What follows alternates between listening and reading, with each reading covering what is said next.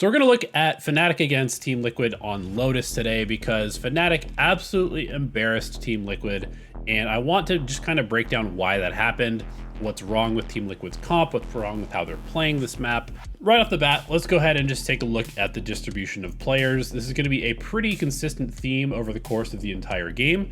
We've got 3 players for Liquid stacked up here on A. It's the 2 initiators, the KO, the Sky, and also a Neon is in there. They have their 2 smokers, one on B and one on C. And the most important thing to note about this Team Liquid comp is that they do not have a Sentinel. So as we can see, Fnatic does have a Killjoy on their side, no Sentinel on Team Liquid side, and that is going to be a major problem for the entirety of this map. Basically what Team Liquid is going to do as we watch this round is they're going to just kind of explode forward, throw a bunch of utility, and try and deny early control of the A main area and up to Rebel. Conceptually, this is correct. You definitely want to do something to stop a free take of this area. If you watched any of my other videos on Lotus, you know that this area is very powerful for the attackers because it allows you to then sort of control this orb. It allows you to use the door into tree to either attack the site or create sort of noise fakes. It allows you to break the baby door, or the broken door, and that allows you access to the B site.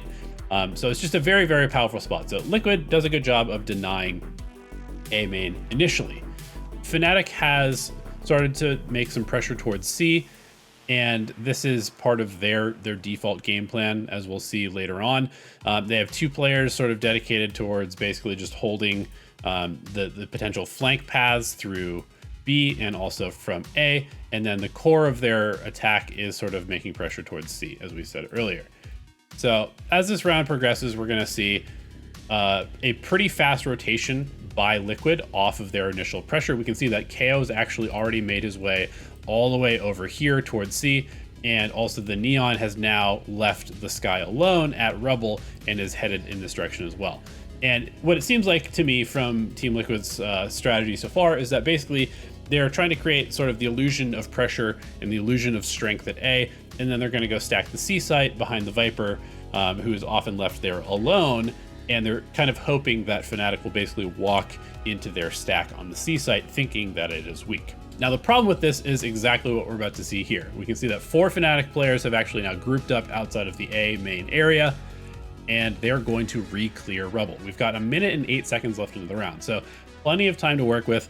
They could retake A, and then they could still rotate all the way back to C with plenty of time if they wanted to. They're going to posture to retake A. Now, Yampy is going to use the Skydog here to sort of re-clear the A main area and get information about what's happening. But therein lies the problem, is you're using a very important piece of utility, the Trailblazer, to find information because you don't have any other informational tools. We're still a little bit off from the KO knife coming back off of cooldown, and then that's it. There's no other informational tools. We've got an Omen basically acting like a Killjoy turret-ish in the B main sort of hall area, and you have 3 players just spotting from C. So nothing is passively holding map control for you like an alarm bot would. And this means that you have to actively use your utility and your resources to know what's going on the round. And as we can see, Fnatic is still in spawn. They're fine with this. They're fine with the pace of the round. They're slowly, kind of inexorably taking A control. If Fnatic does decide to just go ahead and hit A, we can see there's only 1 player defending it, which is the Sky. The Sky has absolutely no chance of holding the site. And if Fnatic decides to split onto B, there's only 1 player holding B because they're still stacked to C, and the reason that they're still stacked to C is because they don't know what's going on half of the map. So now we're going to see Fnatic kind of, again, they're not rushed. They've got 30 seconds left to get the spike down, and we're starting to see Team Liquid have to essentially gamble what they're doing with most of their players. So they bring 3 players over here towards the A site because Yampy's last bit of information was that, oh, they're outside of A, they're probably hitting A. We can see that the tree door was used here, and that sort of gives further information that they're going A. Unfortunately for Team Liquid, there is this door here which allows a very quick pivot into the B site, and this is one of the reasons that attack has been very strong on Lotus, especially if you're not playing a Killjoy or any other form of Sentinel that would be able to passively hold the B site with utility. So we're going to skip ahead to round number 3 because this is the first rifle round for Team Liquid. We can see they're on sort of the light armor buy. Couple questionable weapons here in round 3, but regardless, this is, a very pivotal round for both teams, and we're going to see the same stack outside of A main. So this time we've got a little wrinkle from Fnatic. It's very obvious that Fnatic has done their homework. They understand this is Team Liquid's default. They've got the 3 players and they're trying to push up aggressively to take this Rebel. So what do? We buy an Odin and we wall bang right through here, which is going to then hit kind of like this little area that a lot of players, specifically the Neon, are going to be running through, and the Sky is trying to run through. We can see that a decent amount of damage was done with this spray through the wall, and Fnatic is pretty happy to just kind of sit here, allow Team Liquid to blow their load, basically to take Rebel, because they're just going to take it back here in about a minute. So once again, we have Fnatic grouped up outside of C. We've got a passive hold for the B area, making sure nobody pushes through there. We start to create a little bit of pressure towards the C site. We're going to go ahead and collect this orb. Team Liquid is still doing their sort of trying to fake the fact that they have actually stacked the C site instead of just leaving a solo Viper. And we can see that now Liquid is again kind of having to gamble. They're trying to use this Neon speed of rotation to sort of like put a stack of players wherever they think the pressure is going to come. But because the only information that they have is like the actual hit happening onto the site, they don't actually get to abuse that rotational speed to be there in time for the stack. So we can see again, Fnatic is really kind of posturing towards the C site, but because they have access to this door, they're going to immediately go for a B split once again, and there's only one player here to try and stop them. So with a nice little smoke towards the heaven area, they take out the player in the door, the broken door area, and once again, super easy take of the site, super easy control, and Liquid has to save. So as well as Fnatic has been playing, I think a huge part of the responsibility for how one side of this map ends up being is on Liquid, and it's these sort of eco rounds that really prove that to me, because as we can see, they've tried to switch things up a little bit. They now have the Omen over here. They've got the KO over here with the Omen for some early A control. They've moved the Viper to B to try and play off the wall and delay with mollies, I guess. They have the Sky and the Neon over here, which I'm not entirely sure what the protocols are here. I guess maybe you can just kind of like flash for information and try and stall with your stuns. They're now kind of playing this weird passive setup with 2 initiators and a sort of diving duelist, which doesn't make a whole lot of sense to me. And as we can see right here, Redgar's gonna walk up behind his one-way. And this might be the best play that happens from Liquid for the entire defensive half, which is that he's going to walk up and aggressively challenge immediately, which denies Chronicle the ability to just kind of walk out and re-clear Rebel. And this causes some problems for Fnatic. Now they're down a player and they don't have the A main control that they have been able to freely get up to this point. Now we can also see that Liquid is still sort of in this place where they're guessing. They don't really know what's going on. They just saw Viper outside of A. They haven't really been able to take any other map control other than this mound area, and it's just a Neon with a Guardian trying to defend all of C at this point. 3 players are going to stack towards the B site, and it just continues to show that Liquid is having to essentially gamble stack to try and play defense, which simply doesn't make sense. And all Fnatic has to do is just be like, hey, guess what? A little bit of pressure C. We can see that there's now 4 players kind of trending towards the C side of the map. And what is Fnatic doing? They're retaking Rebel just like they did in the previous 4 rounds. So once they're up to Rebel, once again, all they have to do is basically just posture towards the A site. They tap the tree door. They're like, hey, guess what? We're coming A. Oh, wait, never mind. We're not actually going A because we have access to the broken door. We've got to lurk up through B main. Finds a nice little kill on Yappy. And once again, we have absolute control of the B site. 0 chance for Team Liquid to get into this round.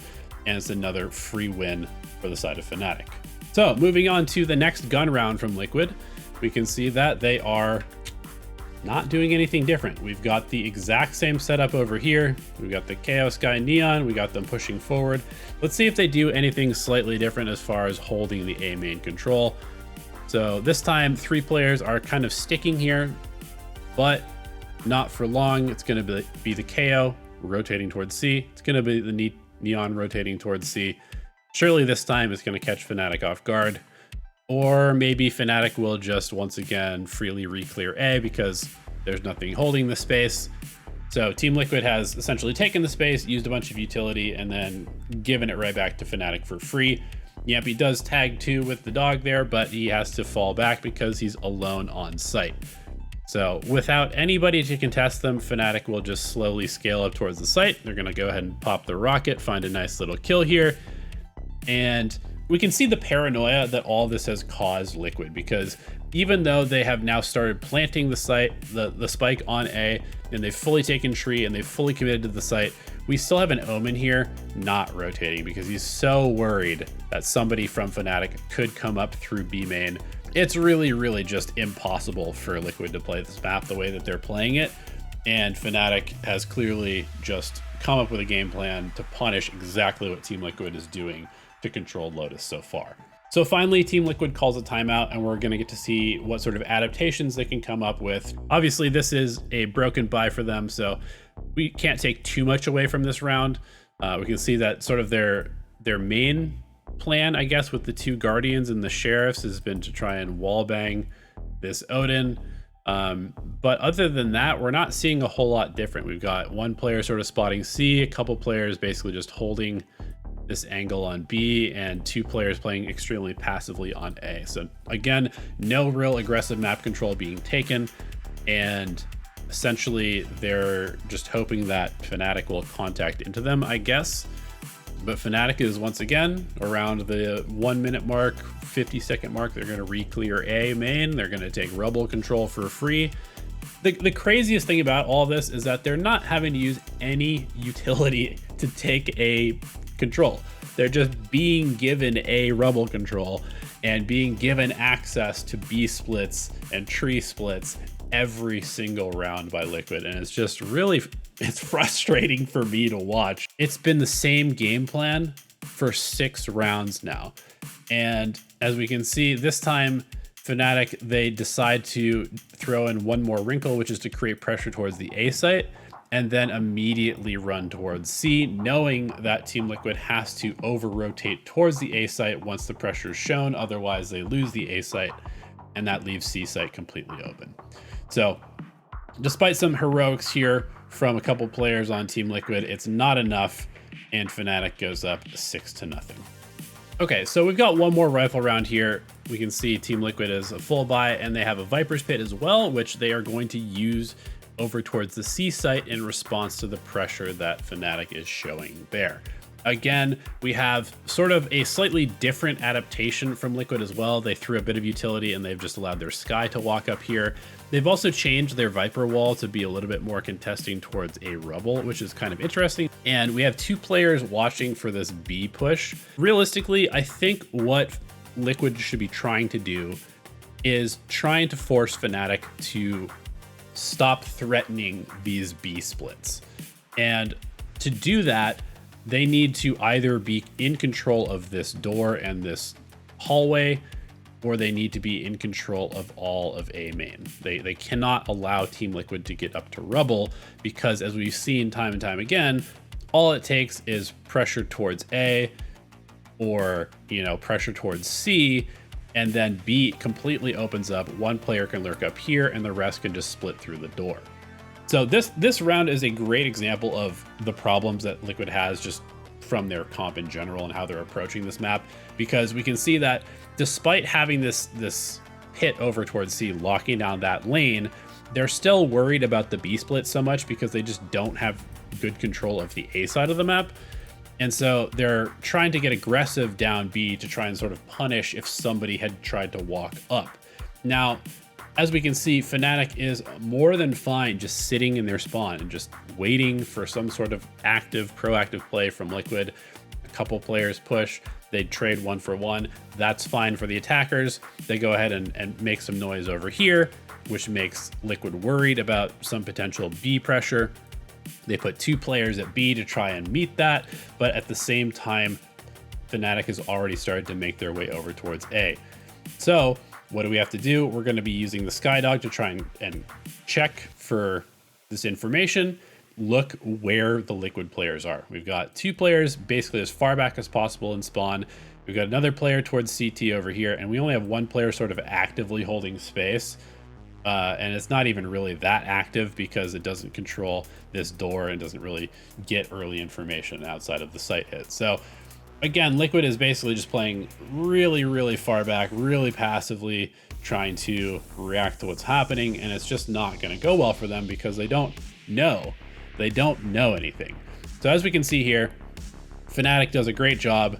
They retake rubble, they go up and tap this door, which is again going to draw rotations towards A, and they already have players in place to take the B site. So this is going to be another really ugly round for Liquid, where they are trying to hold the B site, but there's just too much going on towards A to really focus the B site, which allows Fnatic to walk in. Again, we get another 1 for 1 trade here.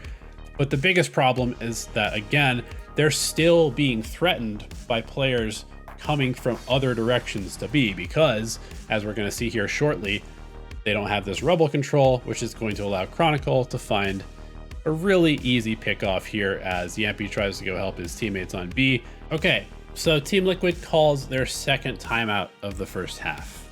Usually not a good sign. They're down 0-9. What is the adaptation this time?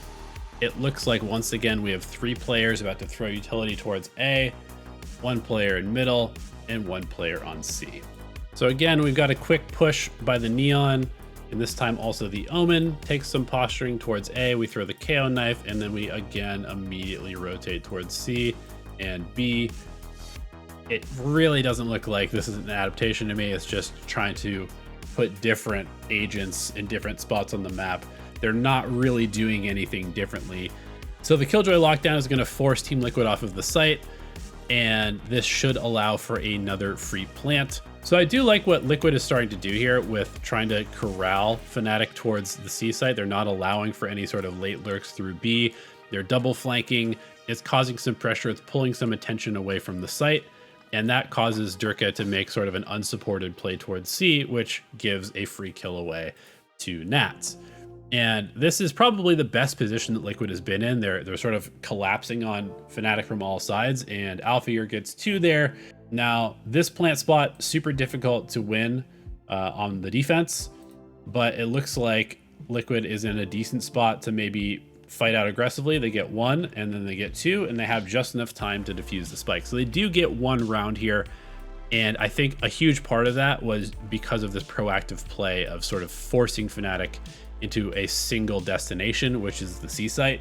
So I want to talk a little bit more about Lotus and sort of what Liquid could have done differently to play this map a little bit better with their comp. The first thing that I want to talk about is sort of their initial A control, which was usually a KO knife here, you know, some sort of neon stun around here. Maybe there was a sky flash as well over the top like this, and then neon takes the space and the sky comes up as well.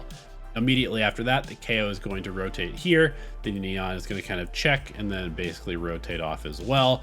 And then they're essentially just going to leave the sky here. At least this was the first few rounds that they did this. Now, the problem with this is when you're playing a 3-site map, one of the most important things to do, especially if you don't have a sentinel to sort of cheat and, you know, watch a site without actually having to watch the site, is to turn the map into a 2-site map. Otherwise, there's just way too many spots to watch, and you have to spread your resources and your players way too thinly, which just makes playing defense super difficult. So what Liquid has done is they've tried to do that, and they've done a pretty good job, where they have essentially denied the entire area of this part of A, right? This is their whole take early on, was to get rid of the ability for Fnatic to come out here. And in doing so, they've essentially turned this into a 2-site map, because Fnatic feels really bad about having to come through this tiny choke point into potentially 3 players who showed their utility on the A side of the map. They have to go B, or they have to now go C. And Liquid's plan was basically that they'll probably opt for C because it's been sort of like the easiest site to hit for attackers and hold from, and they'll just continually walk into our 3-player stack over there. Now the problem is that when you gamble like this constantly, you're kind of relying on the other team to not only play poorly and not do their due diligence to sort of like re-clear areas and test the map, but you end up in a spot where you are super weak on 2 of the sites, being B and A, right? You have a single player holding each one, and the A site in particular is very, very weak because it's a flash agent with really no stalling ability. So Yampy, who is playing this guy, basically has to fall back towards the site or, you know, fall back into spawn very, very quickly anytime there's sort of pressure coming out this way. So you've basically spent a bunch of resources and time to take the A side of the map and take a very important part of the map to turn it into a 2-site map, but then you're essentially just giving it back to Fnatic and turning it back into a 3-site map, because even the 3 players that you've put over here on the C site are not really aggressively holding map control, right? As we saw in a couple of the rounds, Fnatic was able to come up here and then split onto B through the B door. And that's because these 3 players were basically just sitting on site waiting for Fnatic to hit them. So let's talk about what you could potentially do differently. So with this initial takeover here, we've got our Neon, we've got our Sky, we've got our KO. They take this space. Cool. Fnatic was letting them do that constantly. Now, what I would have really liked to see is it's fine to do the stack play, you know, maybe once, maybe twice, but then you got to throw something else in there. Maybe throw in a little trap play where you leave the Neon here instead of rotating off. You rotate the Sky back here behind this corner, holding a flash. You've got the KO jump spotting from spawn, so that when they do come out here and they start to kind of test the waters and take the space, and I know that there was a poison cloud here, which makes things maybe a little bit more difficult, but this still seems kind of doable, where you hold sort of some traps here where they start to contest this area.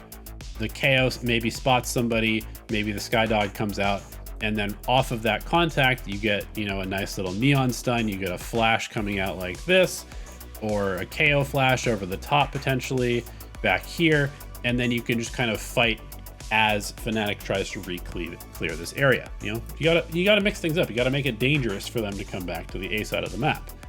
Another thing that we saw work actually pretty well, which I'm kind of surprised that Liquid didn't stick with, was the Omen over towards the A site and just one-waying this. This is a pretty difficult thing to get through when you have this one-way here, and the Omen can keep this up with pretty good regularity.